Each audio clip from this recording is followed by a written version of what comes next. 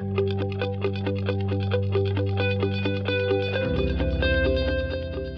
this is Daniel Burrus, author of Flash Foresight, and today I want to talk about emergency rooms.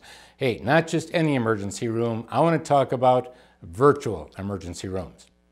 See, 20 years ago, I predicted that when the three digital accelerators, bandwidth, storage, and processing power, get to a predictable level, you would end up with a virtual ER. Well, guess what? It's 20 years later, and we've got the virtual ER right now.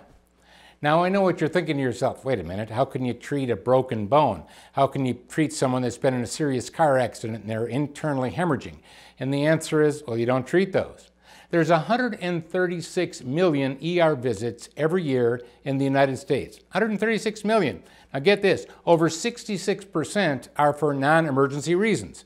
There are people that have kids that have a slight fever and or an earache, and they can't get in to see their doctor the same day. As a matter of fact, 70% of all patients can't see a doctor the same day they need to see them.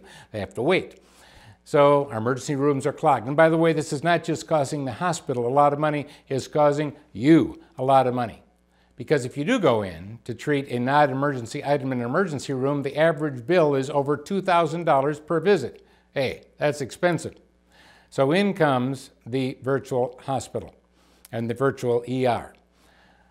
Dr. Alan Roga was an emergency room physician, and he was very observant, and this is a very key to innovation. He noticed that there were a lot of people in there that didn't need to be in there. And he started thinking, well, is there another way that we could treat them? And he ended up starting a company called Stat Doctors, the first virtual ER for anytime, anywhere care. All of the virtual ER doctors are board-certified MDs in ER practice. They will see you in less than 10 minutes. And how are they doing that? Using a technology called visual communications. In other words, a program similar to Skype that you can use on your laptop, on your phone.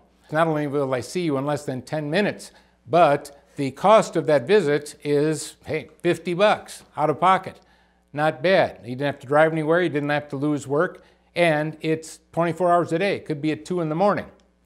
What kind of diseases might they be able to treat?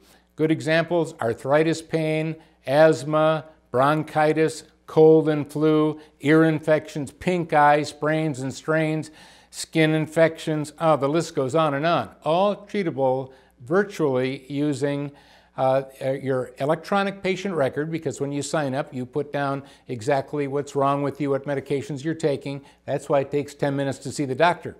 Because the minute you go on the computer and register to see that doctor, and the doctor is immediately lined up with you, you have a real doctor, they're reviewing your e-patient record that you pre-filled out to use the service. And what are you doing while you're waiting? Well, you're looking at a picture of the doctor that you're going to be seeing and reading their profile, where they went to college, what degrees they had, where they practiced medicine, their specialties, and all of their background. And within 10 minutes or less, all of a sudden, whoop, there they are. I actually used Stat Doctors not long ago. I was traveling around the world on a speaking tour. I was going to Istanbul, then on to Beijing, and so on. So it was a very intensive travel schedule. And I was starting to get what I thought was a sinus infection just before leaving. No time to see the doctor. So I used Stat Doctors, and it worked. Less than 10 minutes, whoa, there was the doctor.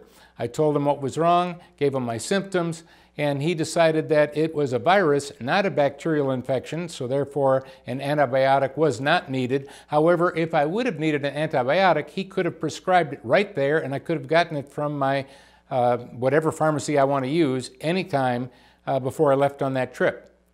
I think that we're going to see a great explosion of virtualization, and it's not just virtualizing servers and putting things in the cloud and virtualizing desktops. Hey, we can even virtualize an emergency room. Ask yourself, what else could we virtualize? You might get some really good answers. This is Daniel Burrus, author of Flash Foresight.